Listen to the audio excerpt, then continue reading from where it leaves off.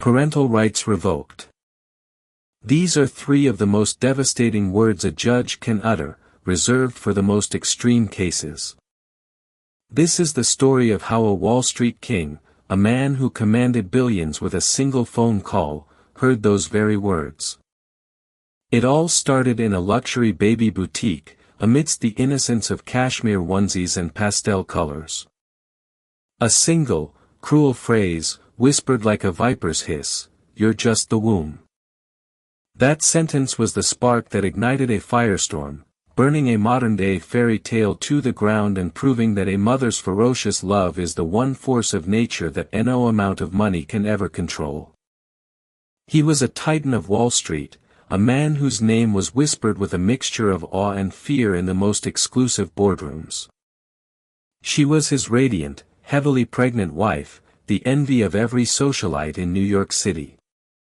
Their life was a carefully curated masterpiece of wealth and power, a modern-day fairy tale. But one careless, cruel phrase uttered amidst the pastel-colored innocence of a luxury baby boutique shattered the illusion. "You're just the womb," he sneered, his voice laced with a casual disdain that was more chilling than any shout. By midnight, that single sentence had ignited a firestorm that would not only burn their fairy tale to the ground, but would also see a judge utter the unprecedented words, "Parental rights revoked." This is the story of how one woman, armed with nothing but the truth and a mother's ferocious love, brought a king to his knees. Evelyn Du Bois had always known she was living a life most people could only dream of. Her husband, Damien Thorne, was not just wealthy, he was a dynasty. The Thorne name was etched onto skyscrapers, emblazoned on the philanthropic wings of museums, and whispered in the hallowed halls of finance. Their penthouse apartment on Park Avenue offered a panoramic view of a city that seemed to bow to his will. The air she breathed was thick with the scent of fresh-cut flowers flown in daily from Holland, and her closets overflowed with couture that had never been, and likely never would be, worn by anyone else. Their love story, at least the version told to the glossy pages of magazines, was one for the ages. The brilliant, self-made billionaire, captivated by the ethereal beauty and sharp mind of the art curator. Damien had pursued her with a relentless, all-consuming passion that had, at first, been intoxicating. He had showered her with gifts, whisked her away to private islands on a whim, and made her feel like the center of his universe. When she had told him she was pregnant, he had thrown a lavish party that was the talk of the season, a public declaration of his joy and pride. But as the months of her pregnancy wore on, a subtle but undeniable shift had occurred. Damien's initial ecstasy had curdled into something else, something she couldn't quite name, but that left a bitter taste in her mouth. His attention, once a warm and comforting sunbeam, now felt like a spotlight, scrutinizing her every move, every pound gained, every moment of fatigue. He had become obsessed with the Thorne heir, a phrase he used with increasing frequency, while "our baby" seemed to have been erased from his vocabulary.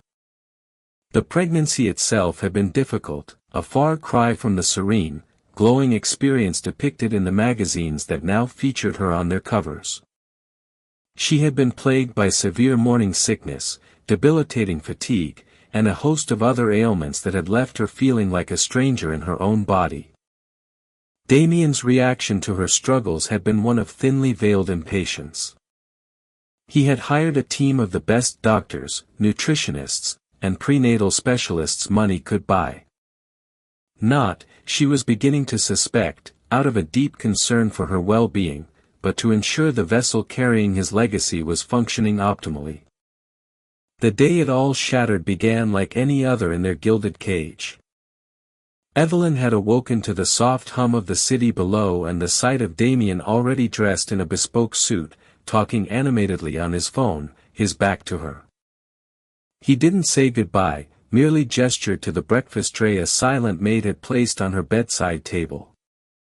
Later that day, her personal shopper, a woman with a perpetually strained smile named Celeste, arrived to take her to Bon Point, an exclusive baby boutique on Madison Avenue. Damien was to meet them there, a rare concession in his tightly packed schedule. The boutique was a symphony of creams and pastels, a place so achingly perfect, it felt more like a museum than a store. Tiny cashmere sweaters were displayed like precious jewels, and handcrafted wooden toys sat on shelves waiting for the touch of a privileged child. Evelyn, her body feeling heavy and cumbersome, walked through the aisles, trying to muster a spark of the excitement she was supposed to be feeling. But a sense of dread had settled deep in her bones. Damien arrived in a whirlwind of self-importance, his phone still pressed to his ear. He ended the call with a curt, "Sell," and turned to Evelyn, his smile not quite reaching his cold blue eyes. "All right, let's get this done. I have a meeting at 4.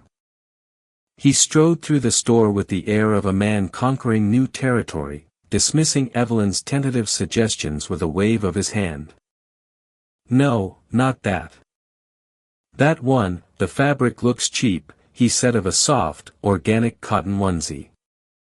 "This is for a thorn, Evelyn, not for just anyone." The comment stung, but she bit her tongue, a habit she had perfected over the years of their marriage. They moved to the furniture section, a collection of cribs and changing tables that cost more than most people's cars. Evelyn's heart ached for a simple wooden crib she had seen online, a warm, unpretentious piece that felt like home. But Damien was drawn to a monstrosity of a crib, an ornate gilded affair that looked like it belonged in a palace. "This is it," he declared, running a hand over the gilded acanthus leaf carvings. "Strong, regal. It makes a statement." "Damien, it's a bit much, isn't it?" Evelyn ventured, her voice barely a whisper. "It looks so cold. I was hoping for something cozier." Damien turned to her, and for a fleeting moment, the mask of the charming billionaire slipped, revealing a sneer of such profound contempt that it stole her breath. "Cozy? We're not raising a dormouse, Evelyn. We're raising a successor, an heir. This is about legacy, not sentimentality." It was then that Celeste, the ever-present shopper, made the mistake of intervening. "Perhaps a compromise? The Marie Antoinette bassinet is quite popular. It's elegant, but still has a certain sweetness." Damien didn't even glance at Celeste. His eyes were locked on Evelyn, a cold fire burning in their depths. And then he said the words that would echo in her mind for years to come. The words that would sever the last fraying thread of her love for him. "Her opinion is irrelevant," he said, his voice low and menacing. "She's just the womb. A vessel. Her job is almost done. Now, if you'll excuse me, I have to take this call." He turned his back on her, pulling his phone from his pocket, and walked away, already immersed in the world of high-stakes deals and billion-dollar mergers. The air in the boutique, once filled with the promise of new life, suddenly felt thick and suffocating. The pastel colors seemed to mock her, the tiny clothes a painful reminder of the future she had once so eagerly anticipated. Evelyn stood frozen, the blood roaring in her ears. Just a womb. The words ricocheted around her skull, each syllable a fresh blow. It wasn't just the cruelty of the statement. It was the casual, unthinking way he had said it, as if it were an undeniable fact. In that moment, she saw him for what he truly was. A man who saw her not as a partner, not as the mother of his child, but as an incubator, a means to an end. The love she had once felt for him, a love she had desperately tried to cling to, evaporated, leaving behind a cold, hard clarity. Celeste, her face pale with shock, took a hesitant step towards her. "Mrs. Thorne. Evelyn, are you all right?" Evelyn looked at the concerned face of the woman she barely knew, and for the first time in a long time, she felt a flicker of something other than despair. It was anger, a pure, cleansing, all-consuming anger. She turned and walked out of the store, leaving behind the gilded crib, the cashmere sweaters, and the man who had just sealed his own fate. By the time she reached the street, the tears were streaming down her face. But they were not tears of sadness. They were tears of rage. And in her heart, a new resolve was forged. He had called her a womb. She would show him the power of a mother. The taxi ride back to the Park Avenue penthouse was a blur. The city, usually a source of comfort and inspiration for Evelyn, now felt alien and hostile. The towering buildings, once symbols of ambition and success, seemed to lean in, suffocating her with their opulence. Every smiling face on a billboard, every advertisement for a happy family, felt like a personal affront. She was a woman adrift in a sea of her own making, a fairy tale princess who had just discovered her castle was a prison. When she stepped out of the elevator and into the palatial apartment, the silence was deafening. The scent of fresh lilies, a scent she had once loved, now seemed funereal. She walked through the vast, impersonal rooms, her hand trailing over the cold marble surfaces and the rich, textured fabrics. Everything was a testament to Damien's taste, his wealth, his power. There was nothing of her here, no trace of the woman she had been before she had become Mrs. Thorne. For a long time, she simply stood in the center of the living room, her arms wrapped around her swollen belly, a silent promise to the life growing inside her. The anger that had propelled her out of the baby boutique had cooled, replaced by a chilling clarity. This was not a momentary lapse in judgment on Damien's part. It was a revelation.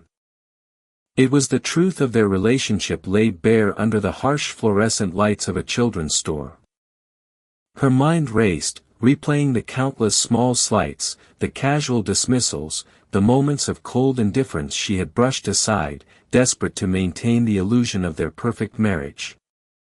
She remembered the way he had scoffed when she had expressed a desire to return to work at the art gallery after the baby was born. "A Thorne does not work," he had said, as if it were a royal decree.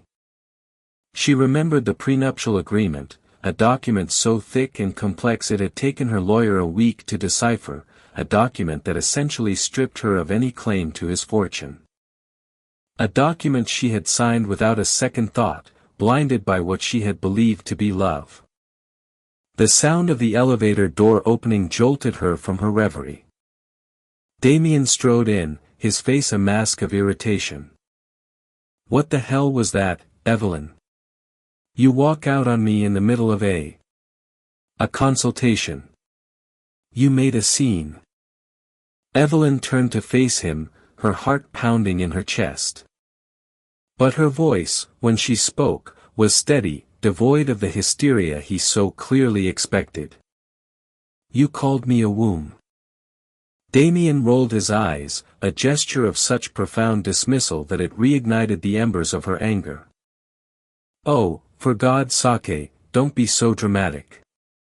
It was a figure of speech. "You're overly sensitive. It's the hormones." "No, Damien," she said, taking a step towards him, her gaze unwavering. "It wasn't a figure of speech. It was the truth. It's how you see me. It's how you've seen me all along." He let out a short, humorless laugh. "And what if it is? You're carrying my son, my heir. It's the most important job in the world. You should be grateful." The sheer arrogance of his words, the absolute certainty in his belief that he was in the right, was staggering. It was in that moment that Evelyn knew there was no going back. There could be no reconciliation, no apologies, no tearful reunion. Their marriage was a sham, a business transaction in which she was a commodity. I want a divorce, she said, the words tasting strange and foreign on her tongue. Damien's smile faltered, a flicker of surprise in his cold eyes. A divorce? Don't be ridiculous. We're having a baby. You're not going anywhere. He took a step towards her, his voice dropping to a low, menacing growl. You signed a contract, Evelyn. You seem to be forgetting that. I remember it perfectly, she countered, her own voice laced with a newfound steel. I also remember that it doesn't give you the right to treat me like a piece of property. He laughed again, a harsh, grating sound that echoed in the silent room. Property? Don't flatter yourself. You're an investment, and I always protect my investments. He gestured around the apartment at the priceless art on the walls, the designer furniture, the breathtaking view of the city. You think you can just walk away from all this? You have nothing, Evelyn. You came to me with nothing, and you'll leave with nothing. I have my son, she said, her hand instinctively moving to her belly. And that's all I need. A dark cloud passed over Damien's face. Our son, he corrected her, his voice dangerously soft. The thorn heir. And don't you ever forget it. You will not take my son from me.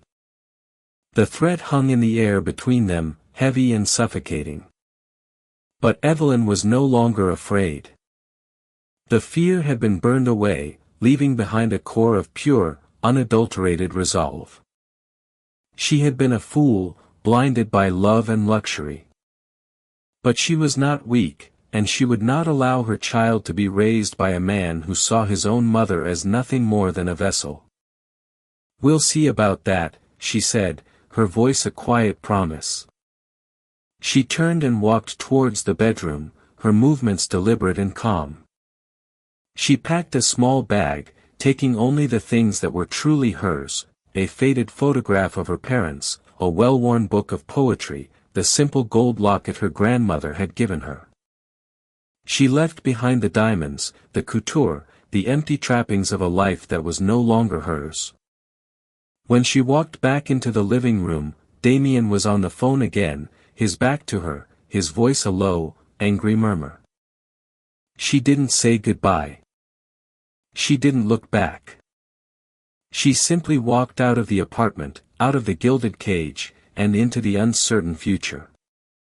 As the elevator descended, she took a deep breath, the stale, conditioned air of the penthouse replaced by the raw, unfiltered air of the city. She had no money, no plan, and a powerful, ruthless enemy. But for the first time in a long time, she felt free. The battle for her child, for her own soul, had just begun. By midnight, she had found a small, inconspicuous hotel in a quiet part of the city. Her first call was not to her friends, not to her family, but to a name she had been given by her lawyer at the time of the prenuptial agreement. A name she had been told to remember in case of emergency.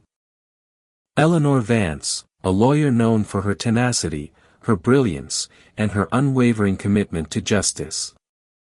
The game was afoot. Eleanor Vance's office was a stark contrast to the world Evelyn had just left. Located in a modest building in the West Village, it was a space filled with books, files, and the quiet hum of righteous indignation. Eleanor herself was a woman in her late 50s with sharp, intelligent eyes that seemed to see right through to the heart of the matter. She listened to Evelyn's story without interruption, her expression a mixture of empathy and a steely resolve that Evelyn found immensely comforting. "He said that to you?" Eleanor asked, her voice low and laced with a quiet fury, when Evelyn had finished recounting the scene in the baby boutique. "In public?" Evelyn nodded, the memory still fresh, still painful. "He thinks I'm being overly sensitive, hormonal." Eleanor let out a short, derisive snort. "Of course he does. It's the classic defense of the arrogant, entitled man. Diminish, dismiss, and deny. She leaned forward, her gaze intense. Evelyn, I'm not going to lie to you. This is going to be a brutal fight. Damien Thorne is not just a rich man, he's a powerful one. He has an army of lawyers who are experts at crushing people like you. I don't care, Evelyn said, her voice unwavering. I will not let him raise my son. I will not let my child be taught that women are disposable, that love is a transaction, that money is the only thing that matters. A rare smile touched Eleanor's lips. Good. That's the fire I need to see. Because we're not just going to fight him, Evelyn. We're going to dismantle him. The first salvo in the war was fired by Damien, as expected.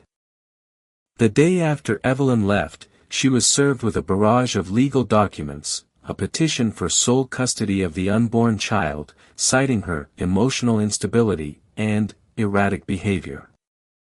A motion to freeze her assets, which she was grimly aware were practically non-existent. A restraining order preventing her from coming within 500 feet of the Park Avenue apartment or any of Damien's offices. It was a classic show of force, designed to intimidate and overwhelm. But Eleanor was unfazed. Standard operating procedure for a man like Thorne, she said, scanning the documents with a practiced eye. He's trying to scare you into submission. It won't work. The weeks that followed were a blur of legal maneuvering and strategic planning. Eleanor assembled a small, dedicated team, a group of young, hungry lawyers who were eager to take on the Goliath of the New York legal world. They worked tirelessly, poring over Damien's business dealings, his personal history, his every public statement. They were looking for a chink in his armor, a weakness they could exploit. Meanwhile, Evelyn was living in a state of suspended animation. She had moved into a small furnished apartment that Eleanor had secured for her, a place so different from the penthouse it felt like another planet. It was small, a little shabby, but it was hers. For the first time in years, she felt a sense of ownership, of belonging. She spent her days walking in the nearby park, reading books on childbirth and parenting, and trying to quiet the storm of anxiety that raged within her. The media, of course, had caught scent of the story. The fairy tale marriage of Damien Thorne and Evelyn Dubois was a staple of the gossip columns, and their sudden, acrimonious split was a bonanza. Evelyn was hounded by paparazzi, her picture plastered on the front pages of tabloids accompanied by lurid headlines. Billionaire's pregnant wife flees. Thorne heir at center of bitter custody battle. Evelyn's erratic behavior, what is she hiding? Damien, with his vast resources and his team of public relations experts, was expertly controlling the narrative. He gave a carefully worded interview to a sympathetic journalist, painting himself as the heartbroken husband, worried for the well-being of his unstable, hormonal wife. He spoke of his deep love for his unborn son, his desire to provide him with a stable, loving home. He was the picture of concerned paternal devotion. It was a brilliant performance, and it was working. Public opinion began to turn against Evelyn. She was portrayed as a gold digger, a spoiled trophy wife who had thrown a tantrum and run away. The online comments were brutal, a torrent of vitriol that left her feeling raw and exposed. Don't read it, Eleanor advised, her voice firm but kind. It's poison. It's exactly what he wants. He wants to isolate you, to make you feel like you're alone in this. You're not. But the pressure was immense. Evelyn's own family, who had been so impressed by Damien's wealth and charm, were now urging her to reconcile. He's a good man, Evelyn, her mother had said over the phone, her voice laced with a mixture of concern and disappointment. He's just under a lot of stress. All men say stupid things sometimes. It was a lonely, terrifying time. The only thing that kept her going was the steady, rhythmic beat of the tiny heart inside her. She would lie in bed at night, her hands on her belly, and whisper to her unborn son, promising him a life of love and freedom, a life far from the cold, gilded cage of his father's world. The first major breakthrough came from an unexpected source. One of Eleanor's young associates, a whip-smart lawyer named Ben Carter, had been digging into Damien's past, specifically his college years. He had uncovered a story, a rumor really, about a young woman, a fellow student who had been involved with Damien and had left the university abruptly in the middle of a semester. Her name was Catherine Reed. It took weeks of painstaking work to track her down. She was living in a small town in Oregon, a quiet, unassuming woman who worked as a librarian. When Ben finally reached her, she was hesitant to talk, the memories of her time with Damien still painful, still raw. But after much persuasion, she agreed to speak to Eleanor. Catherine's story was chillingly familiar. She had been young, impressionable, and completely captivated by the charismatic, ambitious Damien Thorne. They had had a whirlwind romance, a relationship that had quickly become intense and controlling. And then she had gotten pregnant. Damien's reaction had been swift and brutal. He had denied that the child was his, had accused her of trying to trap him, and had offered her money to take care of the problem. When she had refused, he had launched a campaign of intimidation and harassment, turning their mutual friends against her, spreading vicious rumors, and making her life at the university a living hell. Heartbroken and terrified, she had dropped out of school, had the baby, and had given him up for adoption, desperate to protect him from his father. As Evelyn listened to the recording of Catherine's testimony, a cold dread washed over her. It was as if she were hearing a ghost from her own future.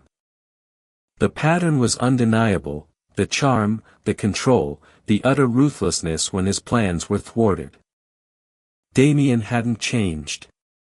He had just gotten better at hiding his true nature. "This is it," Eleanor said, her eyes gleaming with a fierce light. "This is what we needed. This isn't just about a cruel comment in a baby store anymore.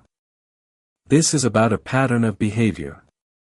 This is about a man who believes he has the right to control women, to dispose of them when they become inconvenient." The story of Catherine Reed was a powerful weapon, but it was also a dangerous one. Damien's lawyers would do everything they could to discredit her, to paint her as a bitter, vindictive ex-lover. They needed more. They needed to find a way to expose the Damien Thorne that existed behind the carefully constructed facade of the brilliant, charming billionaire. And so the hunt began. A hunt for the truth. A truth that was buried deep beneath a mountain of wealth, power, and lies. A truth that, if they could uncover it, would not only win Evelyn her freedom but would also bring a king to his knees. The storm was no longer gathering. It had arrived. The revelation of Catherine Reed's story shifted the dynamic of the case. It was no longer a simple, albeit high-profile, divorce and custody battle. It was a potential character assassination, a direct assault on the carefully crafted public image of Damien Thorne. And Damien, as expected, reacted with the ferocity of a cornered animal. His legal team, a veritable who's who of New York's most ruthless litigators, immediately went on the offensive. They filed a motion to have Catherine's testimony thrown out, claiming it was irrelevant and prejudicial. They leaked stories to the press, painting her as a mentally unstable woman with a long-standing grudge against Damien. They even hired private investigators to dig up dirt on her, to find anything that could be used to discredit her. But Eleanor Vance was a master strategist. She had anticipated Damien's moves, and she was ready. She had her own team of investigators, a discreet and highly effective group, who began to look not at Damien's past, but at his present. They focused on his business dealings, the source of his immense wealth and power. For weeks, they hit nothing but dead ends. Damien's business empire was a fortress, a complex web of shell corporations and offshore accounts that seemed impenetrable. But then they found a crack. A disgruntled former employee of Thorne Industries, a man who had been fired for questioning Damien's ethics, was willing to talk. His name was Marcus Thorne, a distant cousin of Damien's who had worked in the company's finance department. He was a quiet, unassuming man, but he had a keen eye for detail and a strong moral compass.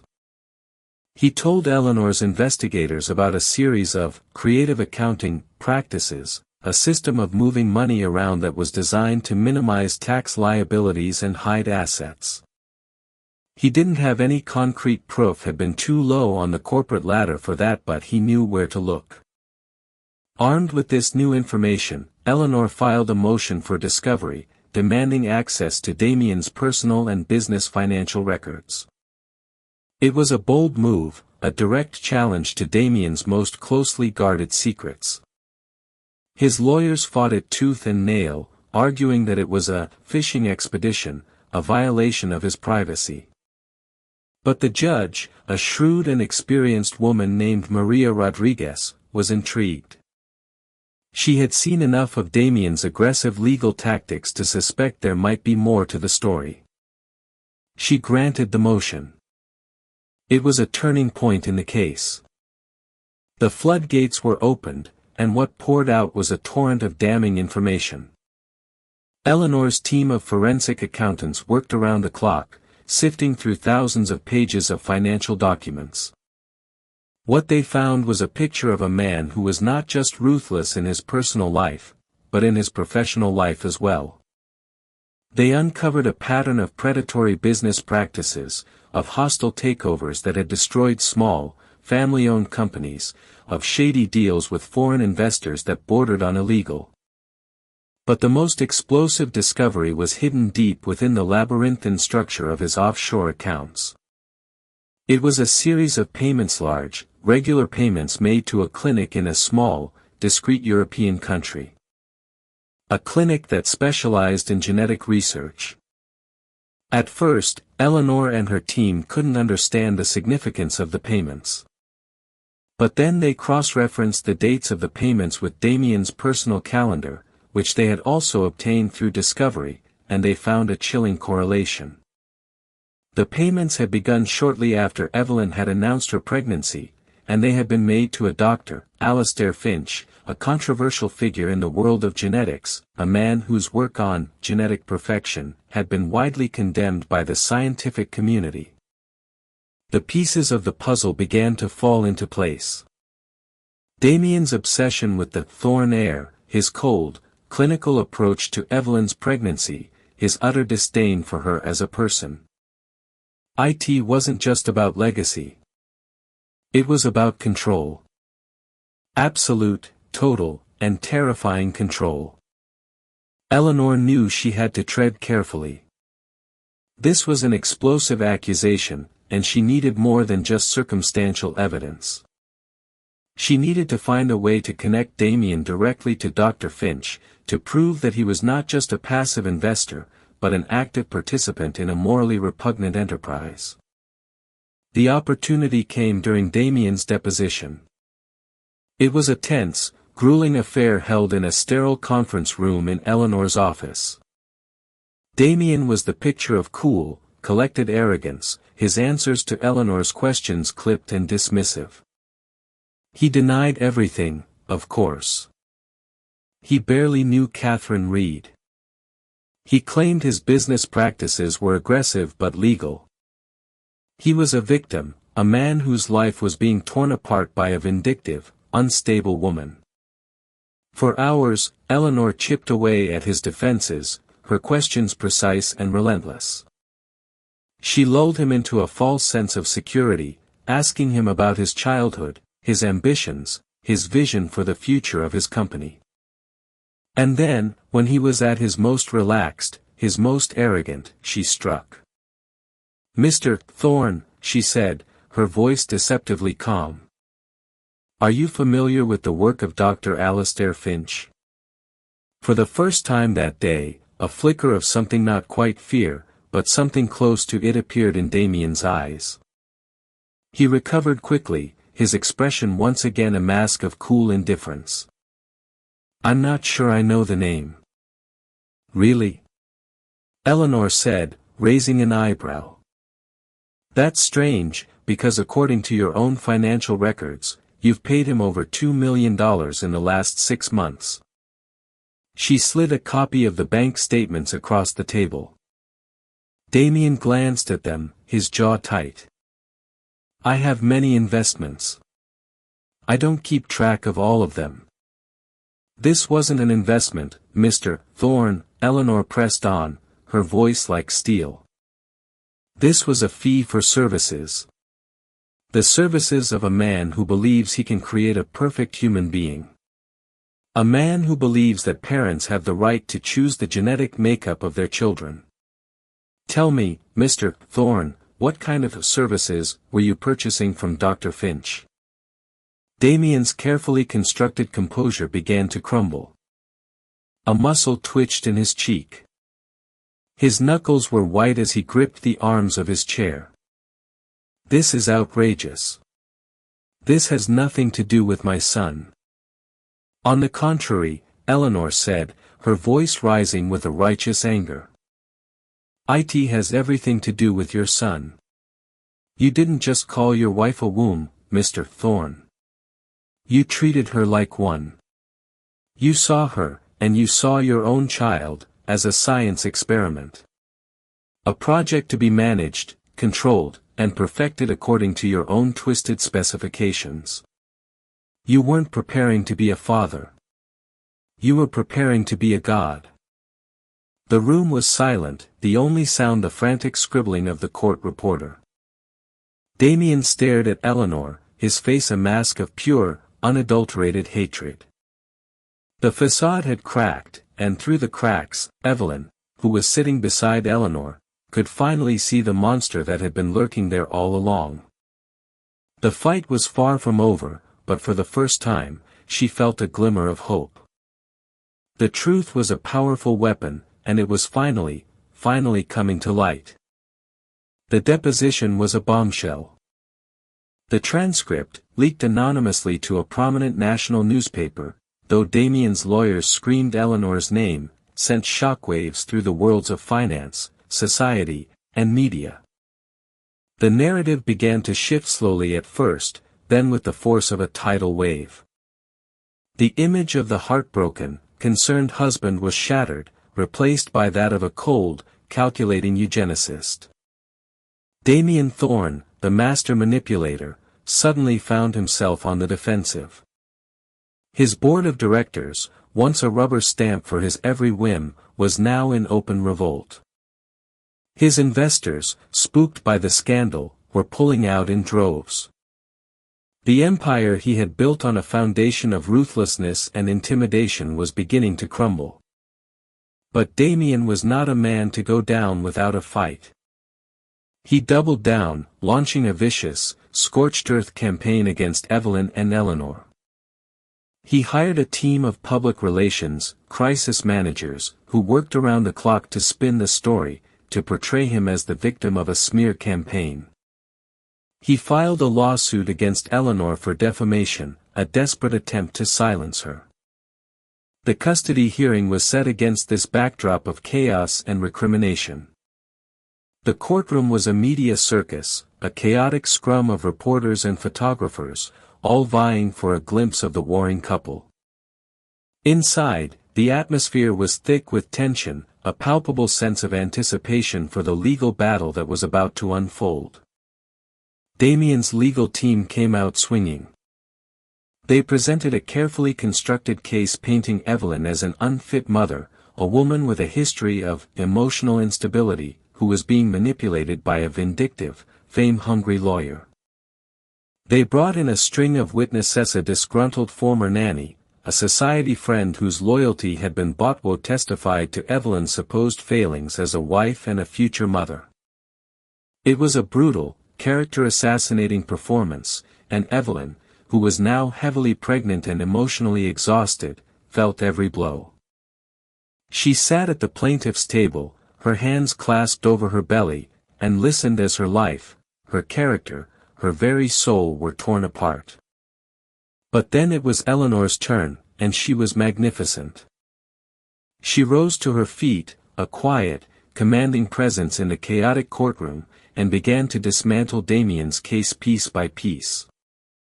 She eviscerated his witnesses on cross-examination, exposing their lies, their motives, their bought and paid for testimony. And then she began to build her own case. She presented the evidence of Damien's financial dealings, the predatory business practices, the offshore accounts. She played the recording of Catherine Reed's testimony, her voice, filled with a quiet, heartbreaking dignity, echoing through the silent courtroom. The centerpiece of her case, of course, was the connection to Dr. Alastair Finch. She called a series of expert witnesses: a renowned geneticist, a leading ethicist, a respected child psychologist, who testified to the profound moral and psychological implications of Damien's actions. They spoke of the dangers of designer babies, of the commodification of human life, of the narcissistic personality traits that would drive a man to such extremes.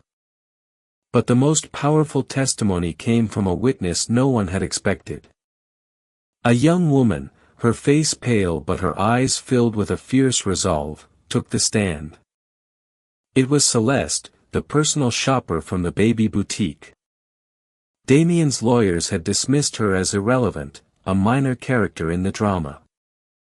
But Eleanor had seen something in her, a flicker of outrage, of dissent that she knew she could use. On the stand, Celeste recounted the events of that fateful day in Bond Point, her voice clear and unwavering. She told the court about Damien's arrogance, his dismissiveness, his utter contempt for his pregnant wife.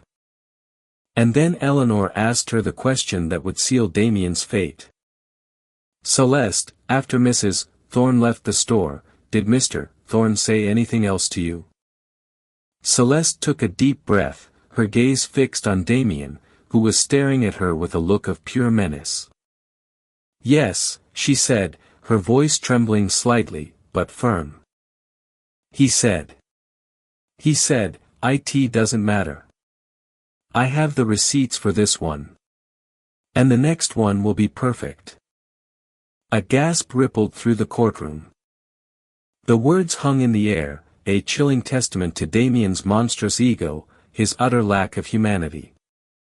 He hadn't just seen Evelyn as a womb, he had seen her as a defective product, one that could be returned and replaced. The final witness was Evelyn herself. She walked to the stand, her movements slow and deliberate, her head held high.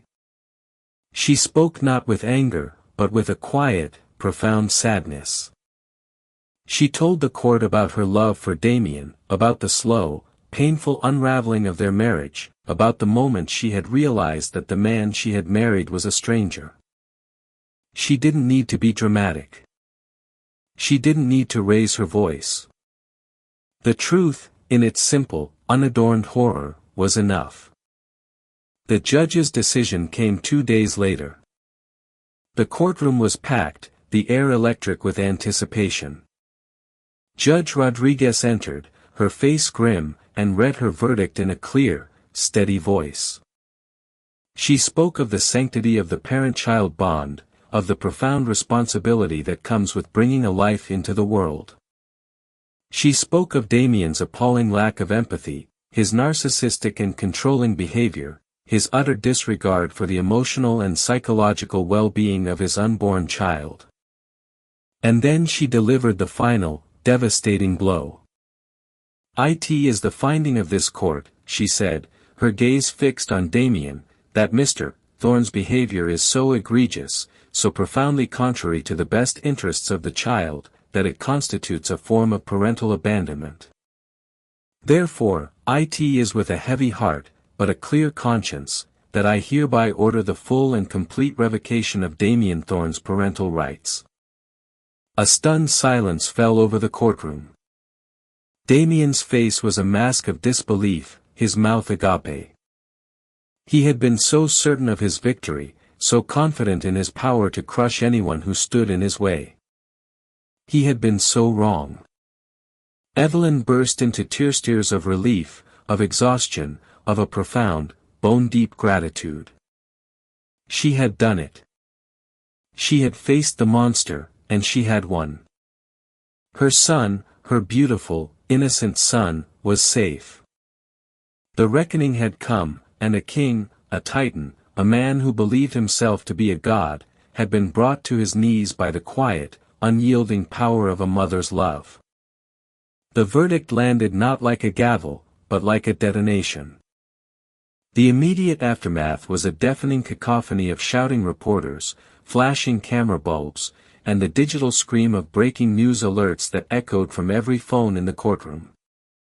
For Damien Thorne, it was the beginning of a free-fall so swift and so total, it defied belief. The king had not just been checked, he had been swept from the board. The story was no longer a juicy piece of society gossip. It was a global cautionary tale. Headlines across the world screamed the news: Thorne's empire of cruelty. Parental rights revoked in shocking ruling. From titan to pariah, the eugenics scandal that toppled a billionaire. His carefully constructed world shattered like spun glass.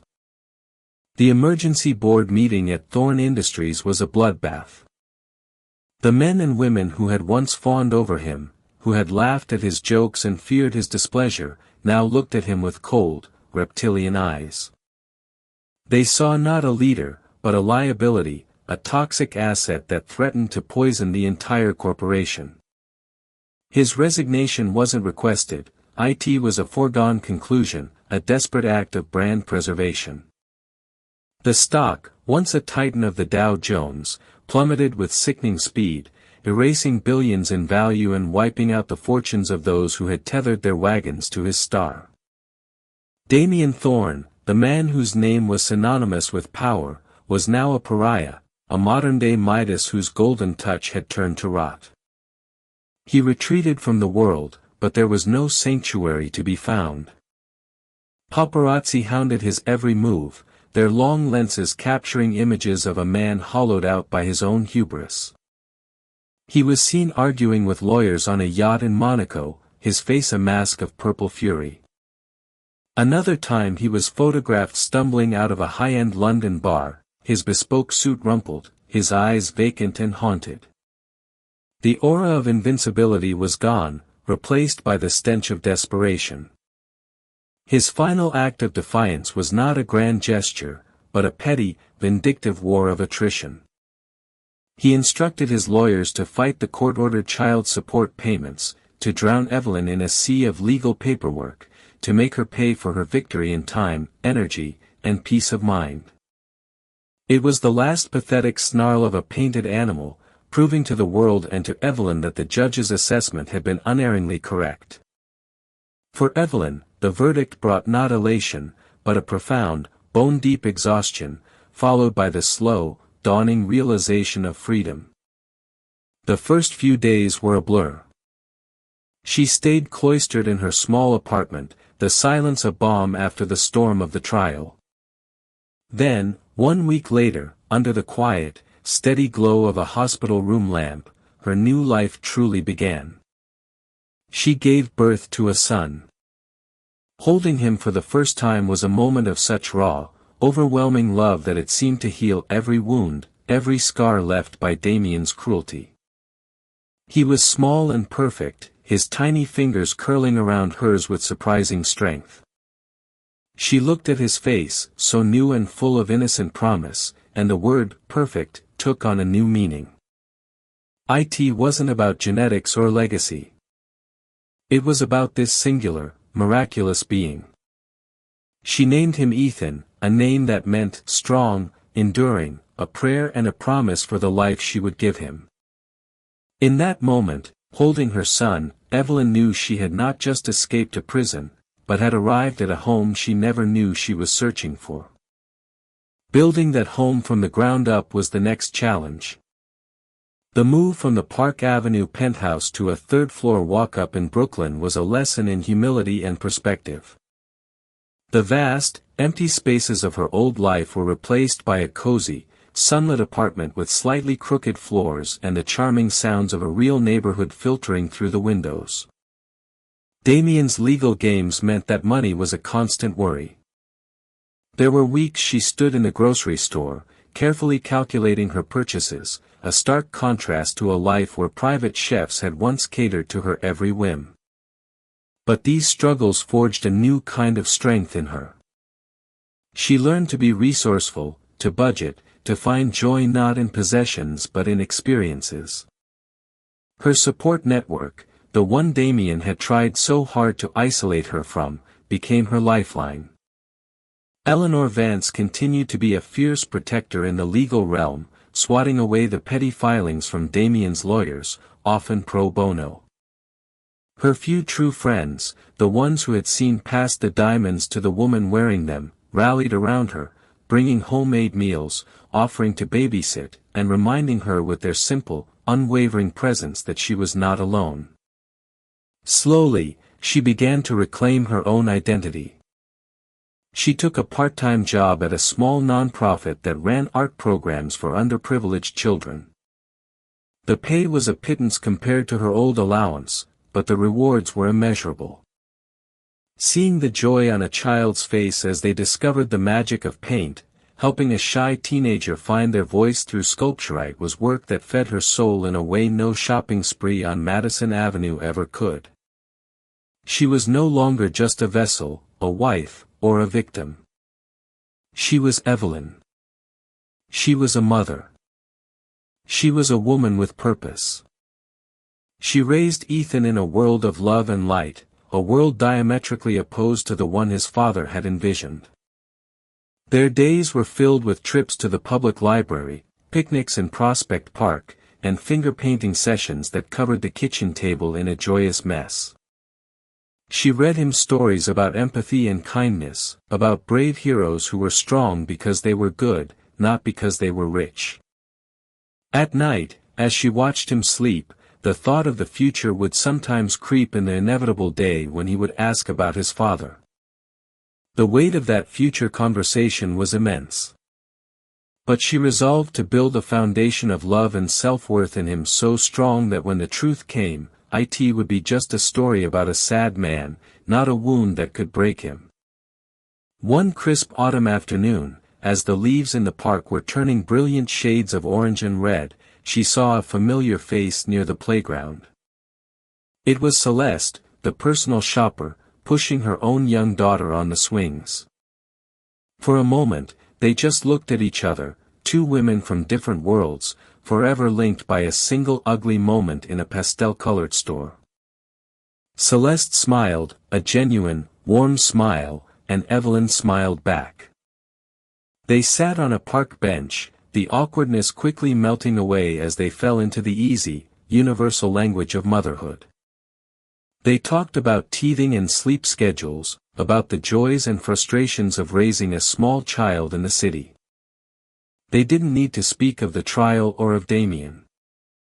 Celeste's presence was a quiet affirmation. It was a testament that what Evelyn had experienced was real, that her pain had been valid. In this simple, peaceful encounter, a final, quiet chapter of the ordeal found its closure.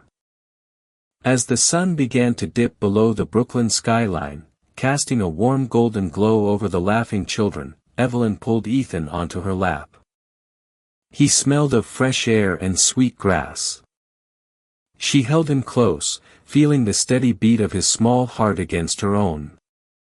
She looked at their life, this small, imperfect, beautiful life, and a profound sense of peace washed over her.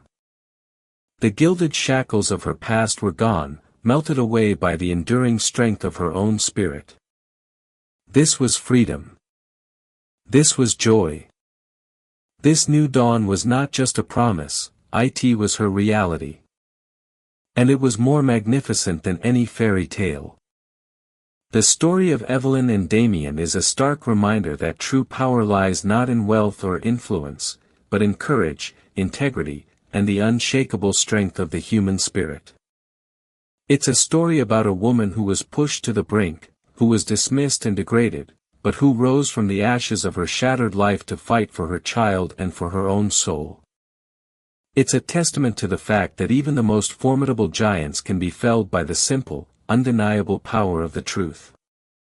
If you are moved by Evelyn's journey, if you believe in the power of one person to make a difference, then please take a moment to like this video, share it with your friends, and subscribe to our channel for more stories that matter. Your support helps us to continue to tell the stories that need to be heart stories that inspire us, challenge us, and ultimately remind us of the very best of what it means to be human. Thank you for listening.